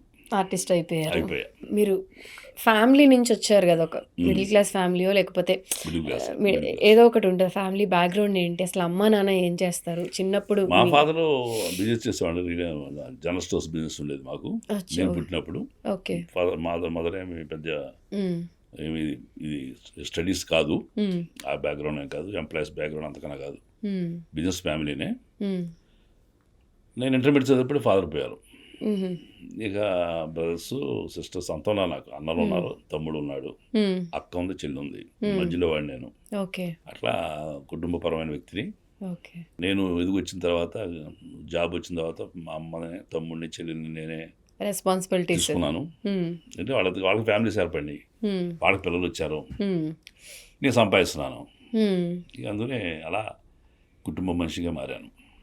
అది ఎంతవరకు జరిగిందంటే చెల్లెలు పెళ్లి, తమ్ముడు పెళ్లి చేసి చివరిని పెళ్లి చేసుకున్నాను. అందరు పెళ్లి చేసి లాస్ట్కి మీరు చేసుకున్నారు. అంత బాధ్యత పోసాను, మొత్తం అంత రెస్పాన్సిబిలిటీ తీసుకున్నా. ఓకే. సో అంటే వాళ్ళు ఏం అనలేదా సార్ ఇండస్ట్రీకి వెళ్తా అన్నప్పుడు కానివ్వండి? అప్పుడు మా మదరే కొంచెం భయపడింది, ఎందుకు బాబు ఉద్యోగం మానేసి వెళ్తానంటున్నావు, ఎందుకు బాబు అని చెప్పి ఇబ్బంది పడింది. నా మీద నమ్మకం ఆవిడకి ఉంది, సాధిస్తాడు వీడు అనేది నమ్మకం ఉంది. అప్పటి వరకు చేసినవన్నీ కూడా నా ఇండివిజువల్గానే సంపాదించుకున్న ఉద్యోగాలు కానివ్వండి, ఏదైనా సరే ఇండిపెండెంట్గా కుటుంబపరమైన సపోర్ట్ ఏమి ఉండేది కాదు. ఉండేది కాదంటే వాళ్ళకేం తెలుసు జాబ్ రావడం, అవును. నేను అప్లై చేయటం, నాకు ఇంటర్వ్యూ రావటం, నేను అటెండ్ అవ్వటం, పలానా చోట పోస్టింగ్ పోవంటే వచ్చేయటం, అట్లా అన్నీ కూడా ఇండిపెండెంట్గా నేను సక్సెస్ అవ్వటం వలన ఇది చేయగలుగుతాడనే నమ్మకం వచ్చింది. మా కుటుంబంలో ఎవరో నాటకాలు చేసిన లేరు, రంగస్థలం ఎక్కాము, అన్నీ ఆవిడ గర్వకారణాలు నమ్మకం ఉంది. సరే నీ ఇష్టం అయినా నీకు చెప్పేదే ఉందంది, ధైర్యంగా ముందుకు వెళ్ళా. మీతోనే అన్ని స్టార్ట్ అయినాయి. అంతే, అన్ని నాతో స్టార్ట్ అయ్యాయి. మీ వైఫ్ సపోర్ట్ ఎలా ఉండేది సార్? నేను పెళ్లి చూసిన టైంకి సినిమాలు వదిలేసారా? బిఫోర్ మ్యారేజ్ వెళ్ళాను. పెళ్లి చూసిన టైంకి ఇప్పుడు కూడా మీ ఆయన సినిమాల కోసం తిరుగుతాడంట అనే మాట అనిపించకూడదనే నా ఉద్దేశం. అయితే అవ్వాలి, లేకపోతే వదిలేయాలి. ఆ నిర్ణయంతో ఉన్నా. వాళ్ళకి రెస్పెక్ట్గా ఉండాలి తప్ప మనం మనకు చెప్పడానికి ఇబ్బంది పడే పరిస్థితులు ఉంచుకోకూడదు మన అమ్మాయి, మన వైఫ్ని అనేది నా ఫీలింగే. ఓకే. సో పెళ్లికి పెళ్లి ముందే నేను వదిలేసారు. పెళ్లి ముందే ఇండస్ట్రీ వదిలేసా. 3 years ఉన్నా మెడ్రాస్లో. 93, 94 లోపు దాకా ఉన్నాను. ఆ తర్వాత సిస్టర్ మ్యారేజ్ చేయటం, చెల్లి సపోర్ట్గా ఉందామని హైదరాబాద్ రావటం, ఇక్కడ అబ్బాయి అయినా. సో అట్లా హైదరాబాద్ సెటిల్ అయిపోయా. సెటిల్ అయిపోయి ఇండస్ట్రీ వదిలిపెట్టేసి రియల్ ఎస్టేట్కి వెళ్ళిపోయి బిజినెస్ చేస్తూ ఉన్న టైంలో తమ్ముడు పెళ్లి చేయటం, ఆ తర్వాత నా పెళ్లి చేసుకోవడం జరిగింది. మళ్ళీ పెళ్ళి అయిపోయిన తర్వాత ఎన్ని ఇయర్స్కి వచ్చారు ఇండస్ట్రీకి? పెళ్ళి అంటే నేను వదిలిపెట్టింది యాక్చువల్గా 92 వదిలిపెడితే మళ్ళీ 2017లో 16లో 92 అంటే 2002 10 years అయింది. 2012కి 20 years అయింది. 13, 14, 15, 16 24 years తర్వాత మళ్ళీ కెమెరా ముందుకు వచ్చా. ఓకే. అప్పుడు లాస్ట్ వదిలిపెట్టిన సినిమా చిరంజీవి గారిదే ముగ్గురు మనగాళ్ళు, ఓకే, అంజనా ప్రొడక్షన్స్. ఓకే. మళ్ళీ రీఎంట్రీ ఇచ్చింది గట్టిగా, స్ట్రాంగ్గా, ఖైదీ నెంబర్ 150. మీకు రాసి పెట్టుందేమో ఎంతో మరి అది ఎక్కడి సంబంధం, మరి ఎప్పటి జన్మ, ఎన్ని జన్మ సంబంధం కానీ అట్లా రాసి పెట్టుంది. అట్లా మళ్ళీ ఆయన సినిమాతోటి, ఆయన ఆశీర్వచనాలతోటి మళ్ళీ ఎంట్రీ ఇవ్వడం జరిగింది. ఓకే. సో ఈ గ్యాప్లో ఫ్యామిలీని మొత్తం సెటిల్ చేసి బాగా సంపాదించుకొని ఇంకెవరికి ఆన్సర్ చెప్పక్కర్లేదు అనే టైంలో మళ్ళీ ఇంకోటి ఎవరికి అడగకుండానే మళ్ళీ రీఎంట్రీ ఇచ్చాను. కిడ్స్ ఉన్నారా సార్ మీకు? 2 పాపలు. 2 అమ్మాయిలు. 2 అమ్మాయిలు. పెద్ద పాప యూకేలో ఉంది, లండన్లో. ఓకే. చిన్న పాప నాతోనే ఉంది. వైఫ్ మా దురదృష్టం 2017లో చనిపోయింది. రంగస్థలానికి 5 days ముందు. రంగస్థలం సినిమాకి 5వ తారీఖుని అటెండ్ అవ్వాలి షూటింగ్కి, 1వ తారీఖు ఆమె చనిపోయింది. అయ్యో, అంటే ఎలా సార్? హెల్త్ ఇష్యూనే, షుగర్ అండ్ బీపీ బాగా. సమ్మర్ అది. ఓకే. April 1st. కానీ ఆ సినిమా చేశారా సార్ మీరు? ఎవరు చెప్పకుండా వెళ్ళా. ఇంట్లో ఎవరికి చెప్పకుండా? ఇంట్లో కాదు, బయట ఇండస్ట్రీకి తెలియకుండా. ఇండస్ట్రీలో తెలియదు తెలిస్తే ఏముంది, ఆయన కష్టంలో ఉన్నాడు, ఆయన ఏం చేస్తారంటారు కదా. అవునవును. వచ్చిన ఆపర్చునిటీ చాలా గొప్ప ఆపర్చునిటీ. సమంత ఫాదరు పిలిచి ఇచ్చాడు సుకుమార్ గారు. చిన్న వేషం ఉన్నానే మీ పక్క ఫ్రేమ్లో ఉంటుంది సార్ అంటేనేమో చిరంజీవి గారేమో బతికిచ్చే పాత్ర ఇచ్చేసాడు ఆయన. 2వ వేషం అసలు నేను అడగకుండానే అడవాడు పట్టుకుంటారా అని చెప్పి నన్ను పిలిపించుకుని మాట్లాడి అంత గొప్ప వేషం ఆఫర్ చేసింది సుకుమార్ గారు. పెద్ద దేవుడు పెద్ద పరీక్ష పెట్టాడు అక్కడ నాకు. అయితే ఇంట్లో అందరు పెద్దోళ్ళంతా వద్దన్నా అందరితో విభేదించి జస్ట్ నా పిల్లలతో పర్మిషన్ తీసుకుని, మీరు వెళ్ళమంటే వెళ్తానమ్మా, లేకపోతే నేను మానేస్తాను, మీరు డెసిషన్ మేకర్స్, రేపు నేను అందరు చెప్తున్నట్టుగా పొలిమేర అని చెప్తా ఉన్నారు. చెప్పాలి కొంచెం. మా మేనత్త ఆవిడ గట్టిగా వాదించింది, పొలిమేర దాటొద్దు అంటారు, నువ్వు ఇక్కడి నుంచి హైదరాబాద్ 11 days వరకు వెళ్ళకూడదు అంటారు కదా, పొలిమేర దాటొద్దు అంటారు, నువ్వు ఇన్ని ఊళ్ళు దాటిపోతానంటావు, పిచ్చి కింద నీకు బుద్ధి లేదా నీకు, ఆడపిల్లలు చిన్నపిల్లలు వదిలిపెట్టిపోతానంటావు అంటే నేను చెప్పే అత్త, నువ్వు అవకాశం చాలా గొప్పదే, పోయిందని తీసుకురాలే మనకి, వచ్చిన అదృష్టాన్ని దాన్ని వదులుకోలేను నేను, పిచ్చి కాదు, ఇది గొప్ప ఆపర్చునిటీ, తెలియదు, రామ్ చరణ్ సమంత కాంబినేషన్ తెలియదు, మైత్రి మూవీస్ తెలియదు, సుకుమార్ అవడం తెలియదు, ఏం తెలియదు మీకు, మీరు చెప్పే పొలిమేర కథ కూడా మీకు తెలియదు. పొలిమేర దాడితే పోతాడంటారు కదా, మీరు ఇప్పుడు విన్నారా? పోయిన సంగతి విన్నారా? పోతాడంటారు అనే మాట విన్నారు, పోయినోడు గురించి విన్నారా? ఎందుకు పోవద్దంటో తెలుసా మీకు? ఎందుకు పోతాడో తెలుసా మీకు? పెద్ద ర్యాష్ మిమ్మల్ని అట్లా మా అత్తయ్యతోటి అంత సీరియస్ వాదన చేశా. ఎందుకంటే పెళ్ళాం పోయిన బాధలోనో, తల్లిపోయిన బాధలోనో, తండ్రిపోయిన బాధలో డెస్పరేట్ అయిపోయి ఆడ ఏ సూసైడ్ చేసుకుంటాడో అని చెప్పని ఆ మాట అనకుండా దానికి ఒక పెట్టి, రే ఆడు పొలిమేర దాడతాడేమో అంటే ఒంటరిగా ఉంచొద్దు, ఆడు బయటకు పోతాడు, డెస్పరేట్గా ఏం చేస్తాడు అనే దాన్ని దాచిపెట్టి, మాటను దాచిపెట్టి పొలిమేర అనేది ముందు పెట్టారు. నేను వెళ్ళేది సావటా కాదతే, బతకటాకి. ఈ విషయం తెలిస్తే నాకు అవకాశం మిస్ అవుతుంది, కాబట్టి ఎవరు చెప్పలే, నేను చెప్పను కూడా. సినిమా కమిటీ ఏదో చెప్పను, నన్ను అడిగించొద్దు. ఒకవేళ మీరు చెప్పినట్టే నా సావి రాసి పెట్టుంటే నా పిల్లలు ధైర్యం ఉంటే కాపాడండి, అది వదిలేసాడు గారికి, అంతే. అసలు మీరు కదమ్మా నా డెసిషన్ చెప్పాల్సింది ప్రయాణం గురించి. వాళ్ళు అంతమంది వద్దన్న మా నాన్న మూర్ఖంగా గెలిచి వచ్చాడని అంటే వాళ్ళు నా మీద ద్వేషం జీవితకాలం ఉంటుంది. లేదు మా నిర్ణయం మీద మేము పంపించాము, ఈ ఫేట్ మా కర్మ, మేము వెళ్ళమన్న మా నాన్నే అంటే వాళ్ళు ఫేస్ చేసే ధైర్యం వేరే ఉంటుంది. సో వాళ్ళు చెప్పాలని ఈ డైరెక్షన్ వచ్చి కూతుర్ని ఈ డైరెక్షన్ కూతుర్ని ఇద్దరు రమ్మన్నా, తల్లి రెండమ్మా చెప్పండి, మీ ఇద్దరు ఎవరు వద్దన్నా మానేస్తా, ఎందుకు వద్దన్నా అని ప్రశ్న ఇప్పుడు ఏం లేదా, దాని డిస్కషన్ రాదు. ఇంకా మీరు వెళ్ళమంటే వెళ్తా, కానీ ధైర్యంగా ఉండండి.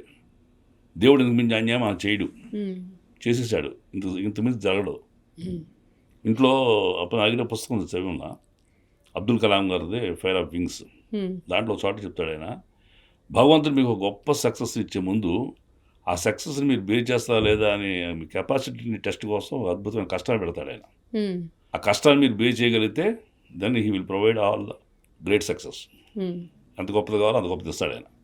అనేది ఉంది, అది చదవండి, కష్టం ఇచ్చాడు, పరీక్ష పెట్టాడు, నేను ఎగుతాను, తిరిగి వస్తాను, నన్ను బతికించిందే మిమ్మల్ని బాగా చూసుకోమని.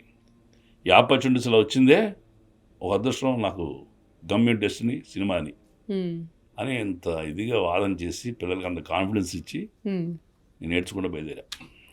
4th night 5th morning Rajahmundry వెళ్ళి లోపల ఊళ్ళలో షూటింగ్ చేసి ఒక 5 days ఆ బాధ దిగమింగి మళ్ళీ వెనక్కి వచ్చి అమ్మ బతికానుకున్నా.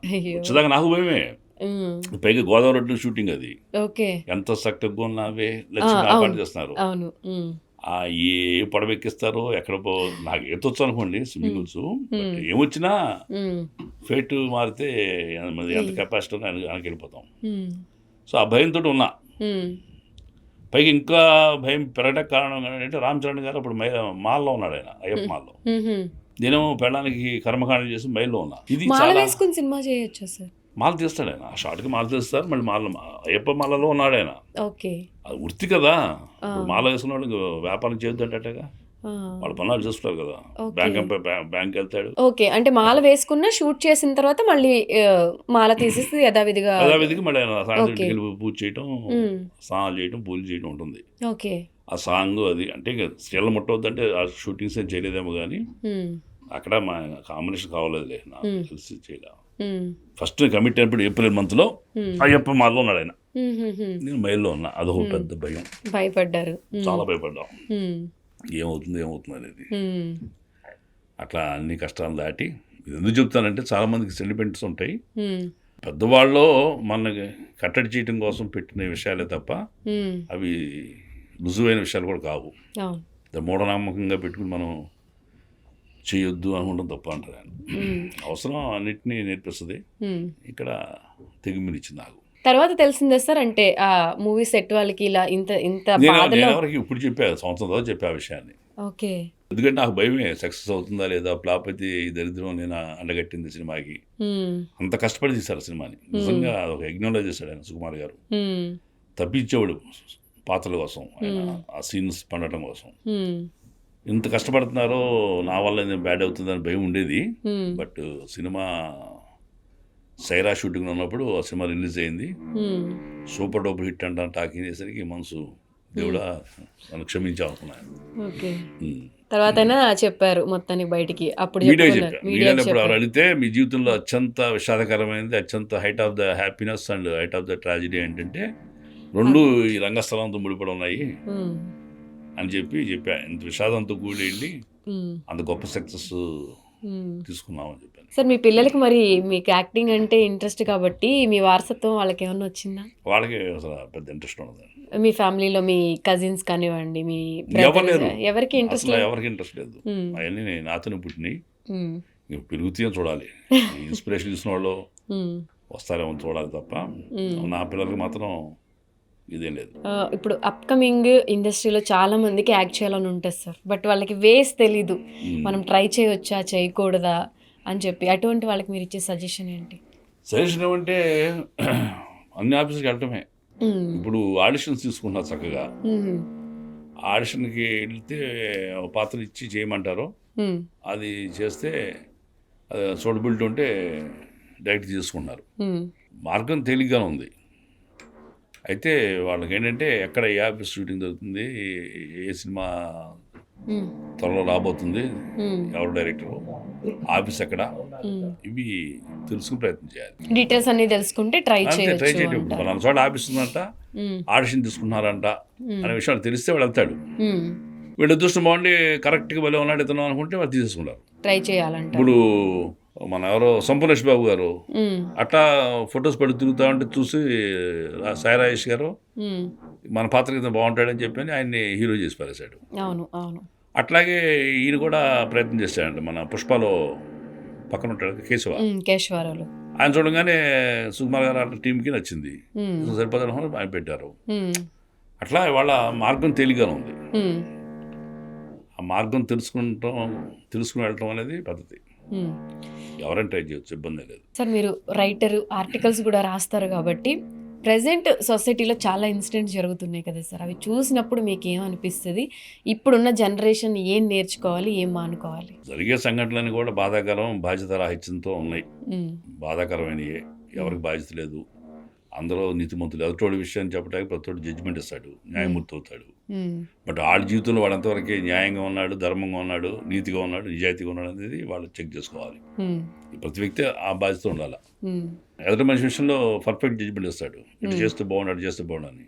ఆ మనిషి అలా చేయటానికి గల కారణాలు ఏంటి, ఆ ఫోర్స్డ్ సిచ్యుయేషన్స్ ఏంటి అనేది తెలియకుండా మనం జడ్జిమెంట్ ఇవ్వడం కూడా తప్పు కదా.